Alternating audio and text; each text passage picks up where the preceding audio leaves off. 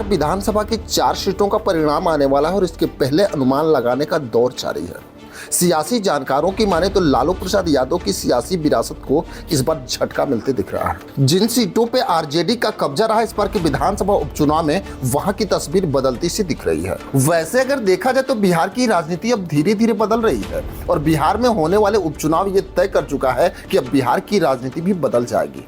वैसे तो प्रधानमंत्री मोदी ने जिस तरह परिवारवाद खत्म करने का नारा दिया था, लेकिन भाजपा भी इससे दूर नहीं रह पाई और परिवारवाद के दलदल में फंसती चली गई।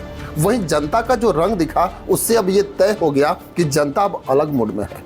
वैसे तो लालू यादव की राजनीतिक विरासत को संभाल रहे तेजस्वी यादव जिस तरह यादव और मुस्लिम को अपना दास समझते रहे, इसी कारण यमुआई वोटर भी अब समझ चुके हैं कि इनको किसी बैकवर्ड समाज से मतलब नहीं है, केवल एक ही आदमी के हाथों की कठपुतली बन चुके हैं। जैसे तेजस्वी यादव राजा के पेट से पैदा होकर राजा बन गए, वैसे ही वो पूरे बिहार में लागू करना चाहते हैं। वैसे अगर देखा जाए तो लगभग दलों में परिवारवाद का मुद्दा उनकी नजर में गंभीर मुद्दा नहीं रह गया। ऐसा इसलिए कि लगभग दल परिवारवाद के दलदल में देर सवेर प्रमुख दल फंसते रहे और इसका बड़ा ही सटीक उदाहरण बिहार में हुए 4 विधानसभा उपचुनाव बन गया, जहां लगभग प्रमुख दलों ने अपने परिवार के सदस्यों को चुनावी जंग में उतारा था। पर स्थानीय सूत्रों से मिली जानकारी और राजनीतिक गलियारों में चल रही चर्चा के बाद यह तथ्य सामने आया कि जनता विरासत की राजनीति से उब चुकी है, जिसका रिफ्लेक्शन रामगढ़ विधानसभा चुनाव में देखने को मिला। कहा तो यहां तक जा रहा है कि रामगढ़ का किला अब राजद का ध्वस्त होता नजर आ रहा है। रामगढ़ विधानसभा उपचुनाव त्रिकोणात्मक संघर्ष में फंस चुका है।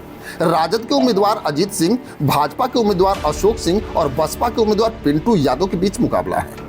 रामगढ़ में जातीय जकड़न के साथ चुनाव तो हो रहा है, यहाँ यमुआई समीकरण ध्वस्त भी हो चुका है। इसके आधार में शामिल है विरासत की राजनीति। रामगढ़ विधानसभा उपचुनाव में विरासत की राजनीति का जबरदस्त विरोध दिखा। ऐसा इसलिए कि पहले रामगढ़ से जगदानंद सिंह जीतते आए और बीच में एक बार अंबिका यादव भी चुनाव जीते। इसके बाद पुनः इस सीट पर विरासत का अंदाज हावी हुआ और सुधाकर सिंह विधायक बन गए, मंत्री बने और अब बक्सर से सांसद भी बन गए हैं। इसके बाद उम्मीद थी कि राजद कार्यकर्ता को यहां चुनाव लड़ाया जाएगा, लेकिन इस बार जब विरासत के रूप में जगदानंद सिंह के पुत्र अजीत सिंह रामगढ़ विधानसभा से दम ठोके तो रिएक्शन हो गया और इस रिएक्शन का सबसे ज्यादा फायदा बसपा के उम्मीदवार पिंटू यादव को मिला।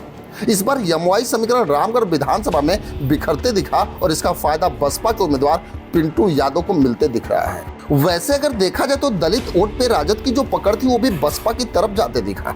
रामगढ़ में राजद के उम्मीदवार अजीत सिंह के लिए राजपूत में जो जीत का बड़ा हकदार बना करते थे, उस वोट में भी राजपूत जाति से आने वाले भाजपा उम्मीदवार अशोक सिंह ने सिद्धमारी कर ली और अपने हक में अच्छा मत पाने की कोशिश को अंजाम दिया। और वैसे भी अगर देखा जाए तो वर्ष 2020 के विधानसभा चुनाव में राजद उम्मीदवार सुधाकर सिंह की जीत लगभग 100 मतों से ही हुई थी और इस बार रामगढ़ का चुनावी जंग एक नए अंदाज का गवाह बनने जा रहा है, जहां विरासत की राजनीति में बड़ा प्रश्न चिन्ह खड़ा होते दिख रहा है। खैर, इसमें आपकी क्या राय है कमेंट बॉक्स में जरूर लिखेंगे। बस आज के लिए इतना ही, फिर मिलेंगे। जय हिंद।